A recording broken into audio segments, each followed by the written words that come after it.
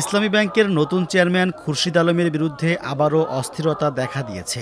অবিলম্বে তার পদত্যাগের দাবিতে রাজধানীর দিলকুশায় ব্যাংকটির প্রধান কার্যালয়ের সামনে বিক্ষোভের ঘটনা ঘটেছে। বিক্ষোভকারীরা ইসলামী ব্যাংক সচেতন গ্রাহক ফোরামের ব্যানারে ব্যাংকের সামনে জড়ো হন। সকাল 9:30টার দিকে তাদের সরিয়ে দিতে পুলিশ অভিযান শুরু করে। এক পর্যায়ে পুলিশ লাঠিচার্জ করে। আন্দোলনকারীদের ছত্রভঙ্গ করতে জলকামান ও টিয়ার গ্যাস নিক্ষেপ করা হয়। এতে অনেকে আহত হন। দিলকুশা এলাকায় আতঙ্ক ছড়িয়ে পড়ে।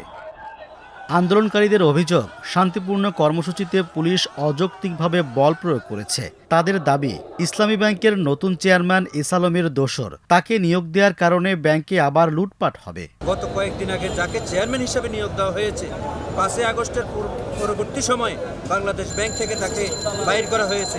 একই ব্যক্তিকে আবার এই ইসলামী ব্যাংকে পদায়ন করার মাধ্যমে আমরা বুঝতে পারছি যে এখানে আবার এস এ আলমকে এখানে ঘুষিন করা হচ্ছে।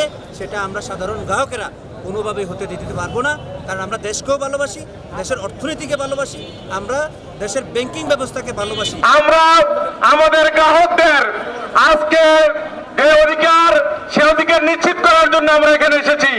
আমরা আমাদের ব্যাংক লুটপাট হয়ে যাক, এসালাম 80,000 কোটি টাকা নিয়ে গেছে, সুতরাং সেখানে কেউ পাহারা দিতে পারে নাই, আবার নতুন করে লুটপাট হোক, এটা আমরা চাই না, সেটা বরদাস্ত করবো না। 2024 সালে একটি বিপ্লব হয়েছে, যে বিপ্লবে ফ্যাসিস্ট হাসিনা এবং তার দোসর এসালম বাংলাদেশ থেকে পলায়ন করেছে। আমরা 24-এর বিপ্লবীরা চাই না নতুন করে বাংলাদেশে আর কোনো ফ্যাসিস্ট তৈরি হোক।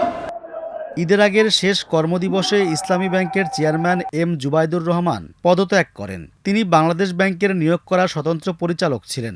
একই দিন রাত 9টায় বাংলাদেশ ব্যাংকের সাবেক ডেপুটি গভর্নর মোহাম্মদ খুরশিদ আলমকে ইসলামী ব্যাংকের নতুন চেয়ারম্যান নিয়োগ করা হয়।